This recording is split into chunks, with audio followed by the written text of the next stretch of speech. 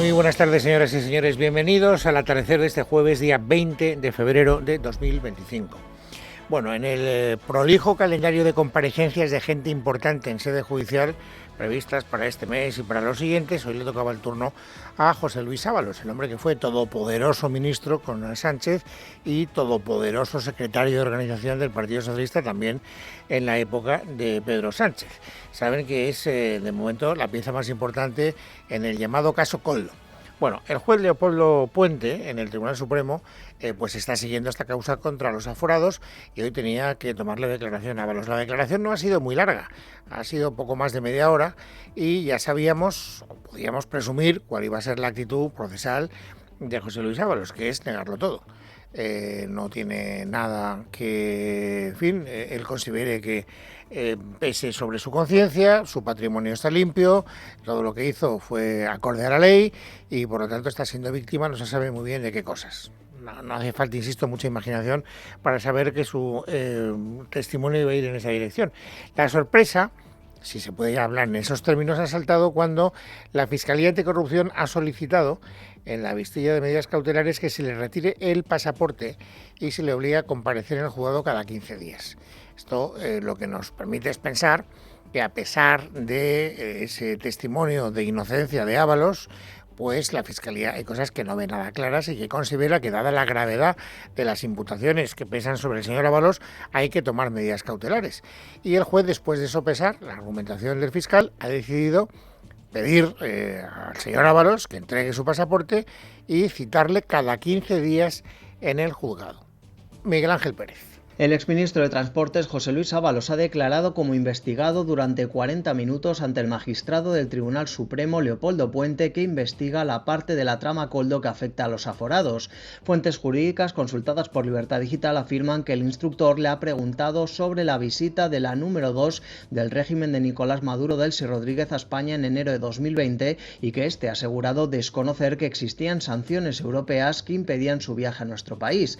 El exdirigente socialista ha defendido además que su patrimonio está limpio, indicando que solo tiene una casa y un local en Valencia. El instructor encargó hace unas semanas a la Unidad Central Operativa de la Guardia Civil UCO que elaborase un informe patrimonial sobre el propio Ábalos y su hijo Víctor, que tendrá que declarar como testigo en el alto tribunal el próximo mes de marzo. Ábalos se ha ratificado en su declaración del pasado 12 de diciembre y se ha quejado de los últimos escritos presentados en sede judicial contra él por el empresario Víctor de Aldama sobre los supuestos encuentros con señoritas en pisos en Madrid.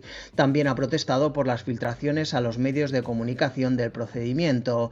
Tras la comparecencia se ha celebrado una vistilla y el magistrado Leopoldo Puente ha impuesto al diputado y exministro de Transportes como medidas cautelares la prohibición de salida del territorio nacional con retirada del pasaporte y la obligación de comparecer quincenalmente en la secretaría de la Sala Penal del Tribunal.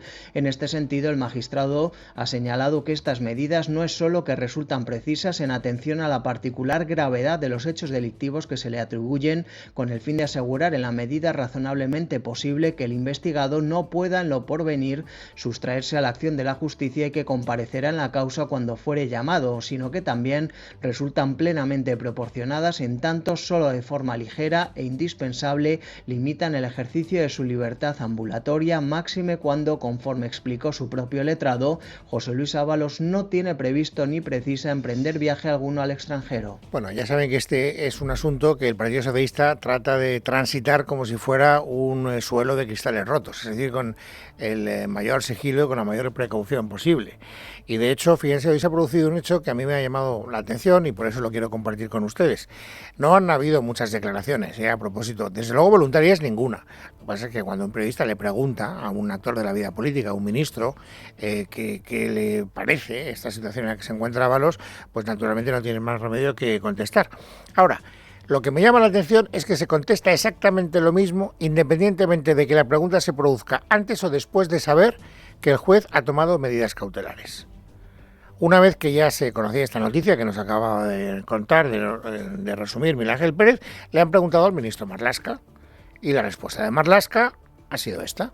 En primer lugar, respeto y acatamiento a las resoluciones judiciales, como procede en un Estado de Derecho. En segundo lugar, referir que tanto el Gobierno como el Partido Socialista desde un primer momento actuó y exigió responsabilidades internas al señor Ábalos, a diferencia de lo que suelen hacer otros partidos políticos. Bueno, esto es puro argumentario, pero un argumentario que además no determina si hay que utilizarlo antes o después de conocer una noticia que tiene la trascendencia que le queramos dar.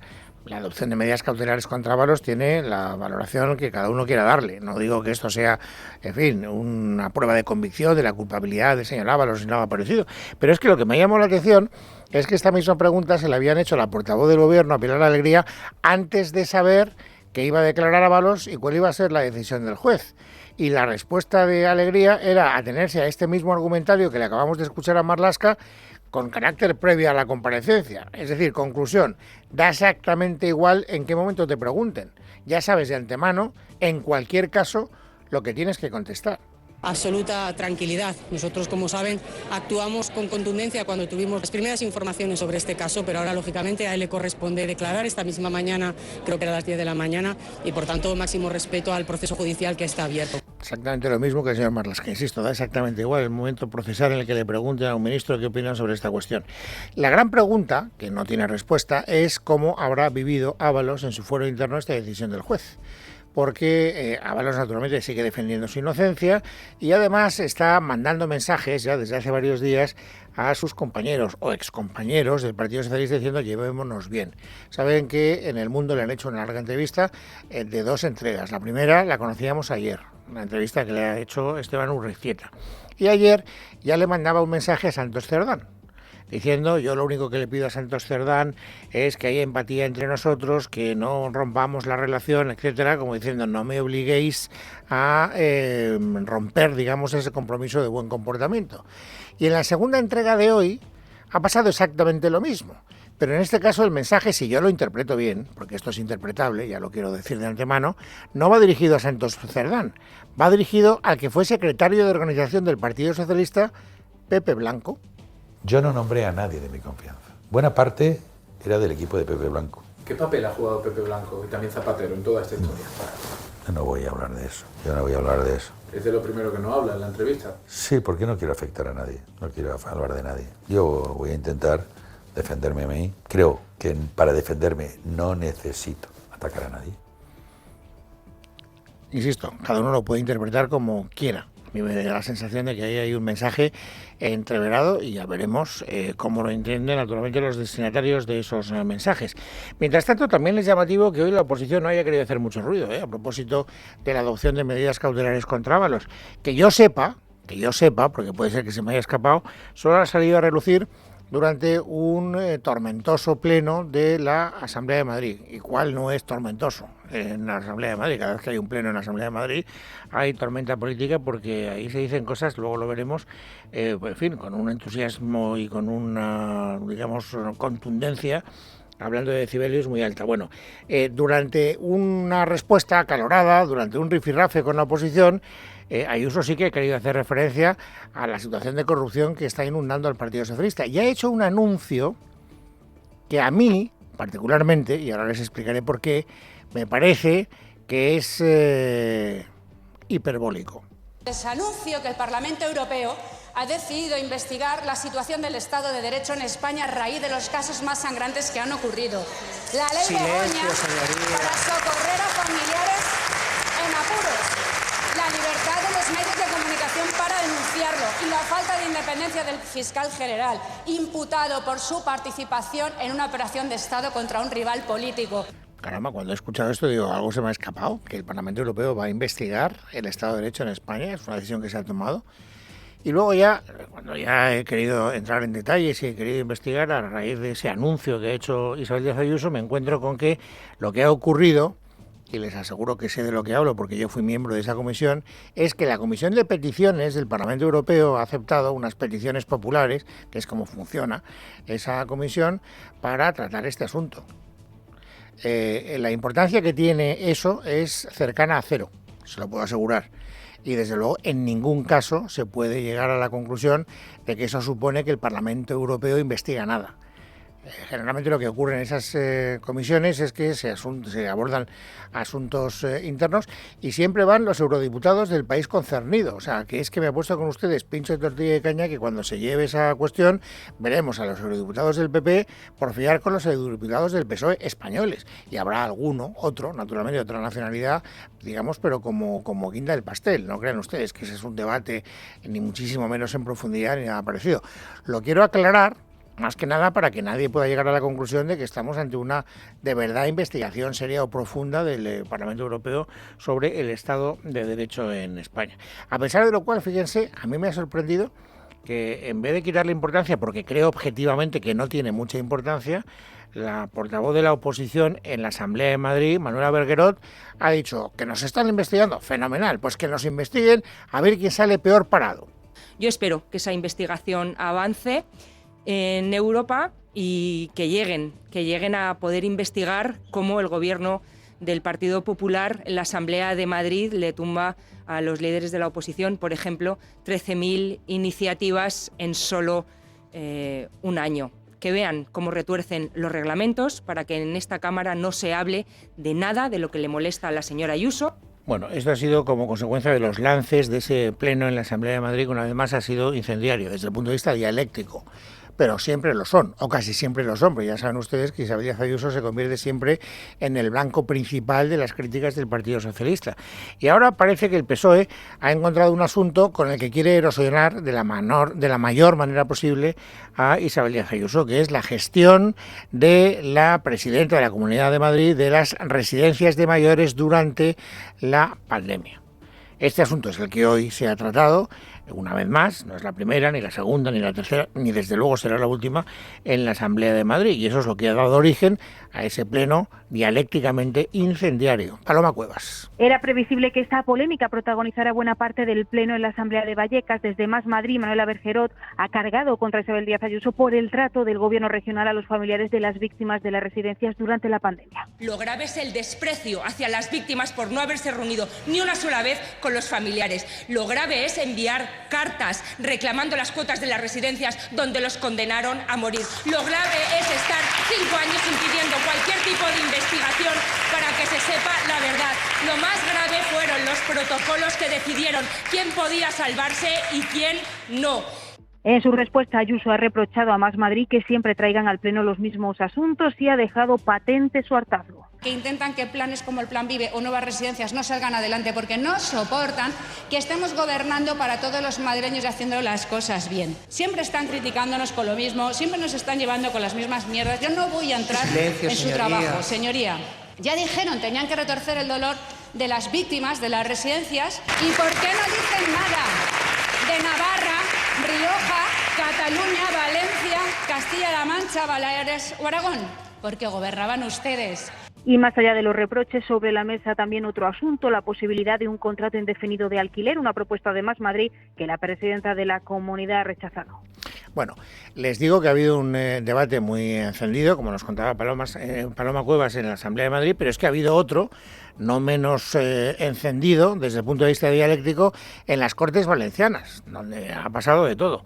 Hoy se debatía en las Cortes una moción presentada por Compromís que pedía la dimisión de Carlos Mazón, del presidente autonómico. Lo que pedía es que las Cortes Valencianas instaran a Mazón a que dimitiera.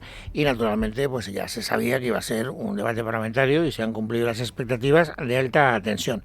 Desde el inicio, ya en las puertas de las Cortes Valencianas y en el estrado, pues las familias, o algunos de los familiares de las víctimas de la han estado gritando Mazón dimisión a pleno pulmón. Y luego, durante el debate, pues ha habido momentos muy duros. El portavoz socialista, que se llama José Muñoz, ha empezado dirigiéndose a Mazón en estos términos. Se ha convertido en el yonki de la mentira, señor Mazón. Usted es una máquina de hacer bulos. Y después le ha acusado de falta de dignidad por no asumir sus propias responsabilidades. Usted demuestra su indignidad manteniéndose, aferrándose a la presidencia de la Generalitat. Usted le dijo a Salomé Prada que no enviara el mensaje hasta que usted llegara al CECOPI. ¿Sí o no? Es una pregunta interesante porque eso es lo que hemos sabido recientemente y sin embargo Mazón no ha querido contestar. Pasa en el Parlamento valenciano con lo que pasa en el Parlamento de Madrid o en el Parlamento nacional, o sea, en todos los parlamentos, que nadie contesta las preguntas que de verdad la opinión pública quiere saber. A Amazon no le interesaba contestar a esa pregunta. A Amazon le interesaba el y usted más, y a eso se ha dedicado, naturalmente. Si no hemos tenido bastante con el silencio atronador de la Confederación del Júcar o el fiasco de las previsiones de AEMET, tenemos la gran losa para la recuperación. Ustedes. Bien, y ya. Entonces, todo lo que tiene que decir el presidente autonómico a propósito de la investigación de fondo. Y luego ha llegado el momento, digamos, informativamente más interesante. Había que votar esa proposición. Y claro, lo de la votación ha sido un lío. ¿Por qué? Pues porque Vox había pedido primero una votación secreta. En el momento en el que se pedía una votación secreta, pues se relamían los labios los de Compromís y los del PSOE, porque eso quiere decir que alguno de Vox puede votar en contra de la disciplina de grupo y a lo mejor salimos adelante. Para que no pasara eso, se ha cambiado el sistema de votación y entonces se ha ido al sistema electrónico. Y cuando se anunciaba ese cambio de criterio, se ha organizado la parda. ¿De acuerdo? ¿Tú estás de acuerdo? Muy bien. Nos acabamos de reunir y lo acabamos de decidir. Se va a proceder a la votación del punto octavo. Pero... Siéntese. Això quina clase de árbitros? Punto octavo, toma en consideración de la proposición, silencio, de la proposición no de ley de tramitación especial de urgencia sobre la dimisión del presidente de la Generalitat, presentada por el Grupo Parlamentario Compromís. Bueno, pues en ese clima se ha producido una votación que no ha dejado de ser también muy pintoresca. Me estaba soplando ahora mismo Nerea Bautista, que ha visto las imágenes, que además es que toda esa deliberación del cambio de sistema de votación se estaba haciendo públicamente, es decir, cuchicheos entre unos y otros para cambiar el criterio sin más garantía parlamentaria. Bueno, y al final se ha producido la votación. Y fíjense cómo ha descrito en el programa El Rojo Vivo el señor Baldoví cómo ha sido la votación. Ha sido un bochorno. Primero nos cambian la votación por llamamiento porque los señores de Vox decían que eso podía alargar mucho el pleno. Vale, se lo aceptan y el presidente, en ausencia de la presidenta, el presidente decide que se vote por urna. Al final no se ha podido votar por urna y decisión unilateral, sin ninguna mesa, cambia lo de la urna por votación electrónica. Cuando estamos votando electrónicamente, Aitana más a mi lado ha intentado votar y no ha conseguido votar. Nosotros creemos que es una votación nula, la vamos a recurrir, vamos a ir al Constitucional por derechos fundamentales. En definitiva, creemos que hoy ha sido un bochorno. Bueno, pues este es el resumen de lo que ha ocurrido hoy en las Cortes valencianas. Y luego, naturalmente, tenemos que hacer referencia a la situación del panorama internacional, que nos ha estado ocupando con carácter preferente durante los últimos días y volveremos a ese asunto en los días siguientes. Nos habíamos quedado en, digamos, la dureza con la que Trump se está dirigiendo a Zelensky. Ya saben que ayer le llamó dictador. Y hoy lo que tocaba es que la Comisión Europea, y así ha sucedido, saliera en ayuda de Zelensky, diciendo que no solo no es un dictador, sino que es un tipo valeroso que le ha hecho frente a una invasión de Rusia, que el país invasor es Rusia, no es Ucrania, y que naturalmente si no ha habido elecciones es porque están en guerra. Verónica Jorro. Es lo que ha dicho el portavoz de la Comisión Europea, que ha declarado que Ucrania es una democracia, al contrario de la Rusia de Putin, que no lo es. Zelensky, que fue elegido presidente en 2019, podría haberse presentado a la reelección en unos comicios que deberían haberse celebrado en marzo o abril de 2024, pero no han tenido lugar debido a la imposición de la ley marcial por la guerra.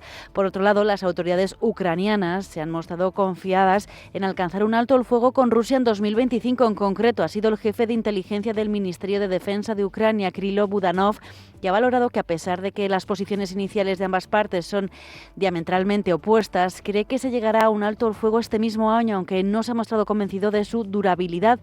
Con el agitado regreso de Donald Trump a la Casa Blanca hace ahora un mes, la posible resolución del conflicto en Ucrania parece haberse acelerado. No obstante, Kiev ha alertado que un eventual alto el fuego no significaría el fin de la guerra y ha alertado también de que Rusia dirigiría, dice, sus ataques hacia otros países europeos. Bueno, esta es la posición de la Comisión Europea Europea y también del principal partido de la oposición en nuestro país. Lo digo porque no crean que es fácil seguir cuál es el discurso de Feijóo en esta materia, porque lo está planteando con cuentagotas. Pero bueno, él también ha querido defender a Zelensky. Yo interpreto lo que van a escuchar como un ataque moderado al señor Trump.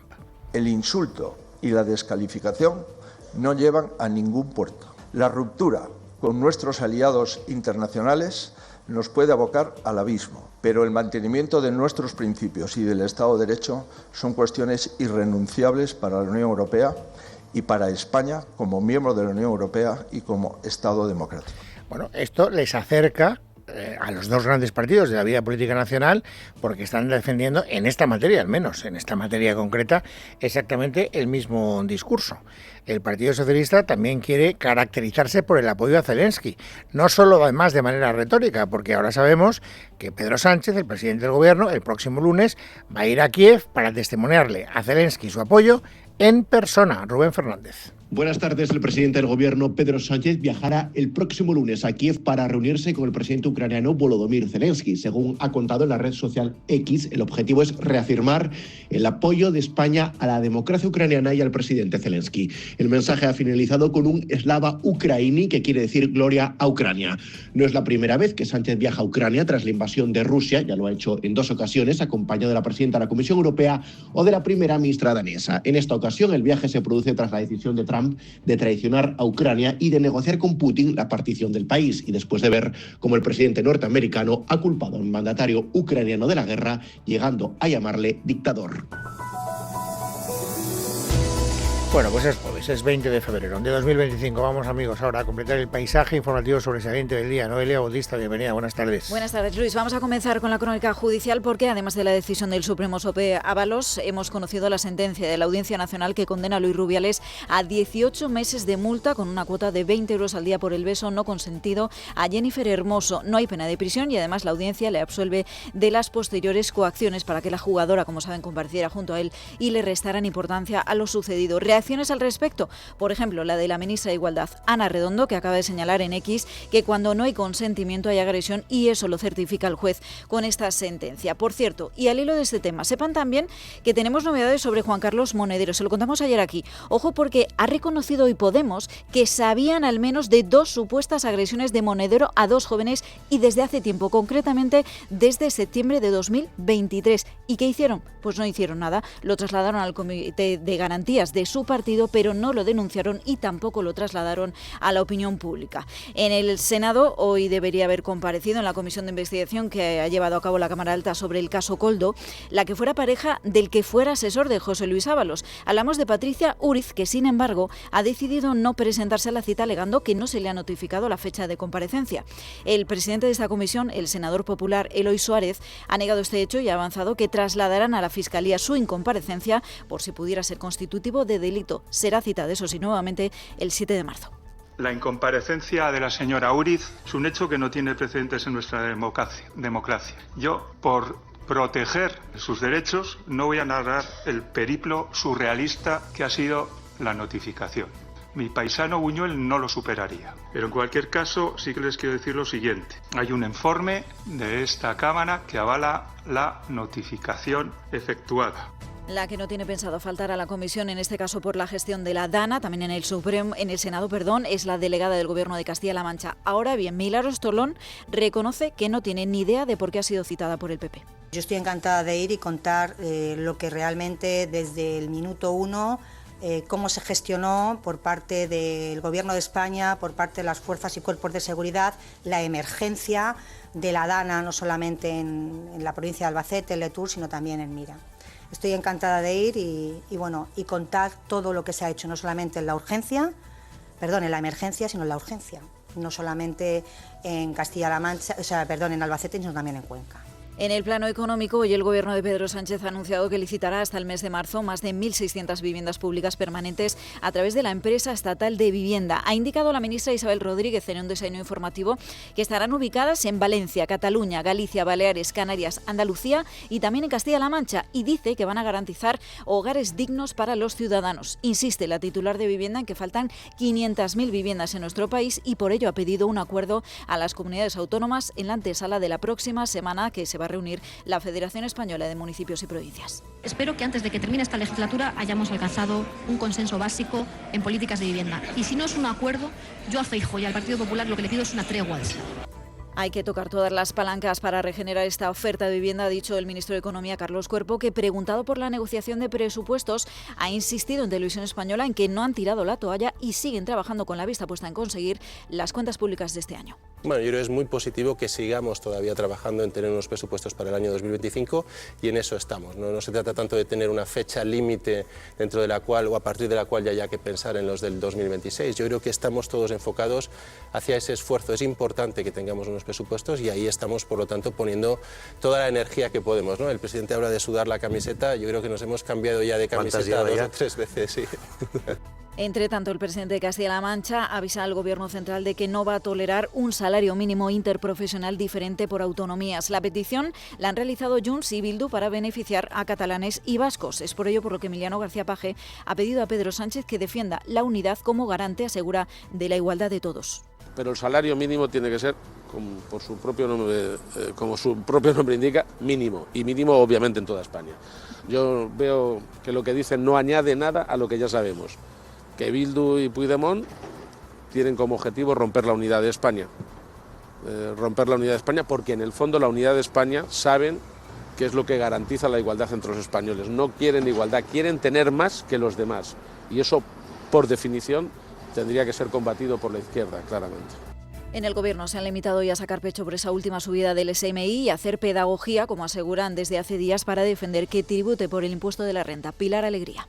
Hemos subido durante estos años el salario mínimo un 61%, pasándolo de 735 euros a 1.184 y desde luego el deseo y el objetivo de este Gobierno es, como ya ha anunciado en varias ocasiones el presidente, seguir subiéndolo. Queremos seguir revalorizando y sobre todo dignificando un salario mínimo que, como digo, nos lo encontramos a 735 euros. Sepan también que el consejero de Economía y Hacienda de Castilla y León, Carlos Fernández Carriedo, ha expresado su temor a que el próximo Consejo de Política Fiscal y Financiera, que se celebra el día 26, se centre en la condonación de la deuda a Cataluña ante la decisión del Ministerio de María Jesús Montero de aplazar el debate sobre la reforma del modelo de financiación autonómica. Y además, un sonido que nos deja el presidente de CESIF, Miguel Borra, que ha pedido prudencia ante el anuncio de Deslas de presentarse finalmente a la licitación de Mufacella, que siguen recibiendo quejas de los mutualistas.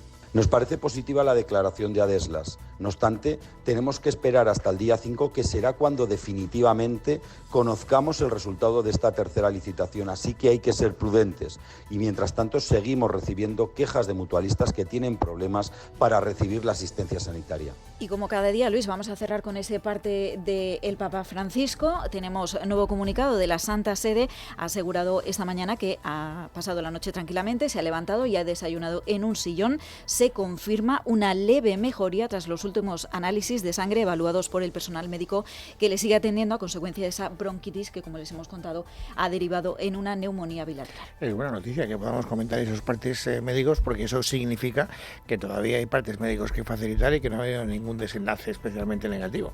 Digo, porque esa era la intuición que se tenía hace unas horas y parece que poquito a poco va mejorando el panorama. Gracias, Noelia. En casa de Herrero, Es Radio.